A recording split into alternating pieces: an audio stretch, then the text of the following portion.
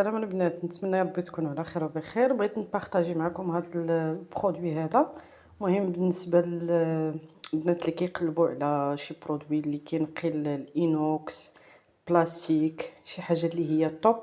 هذا البرودوي هذا كيتباع في بيم، وكذلك كيتباع عند حتى صحاب المحلات التجاريه، يعني اللي تيبيعوا داكشي ديال المواد ديال التنظيف راه تيتباع عندهم. مهم بالنسبه لهاد لا مارك هذه اللي خديت انا سميتها ماجيك يولو.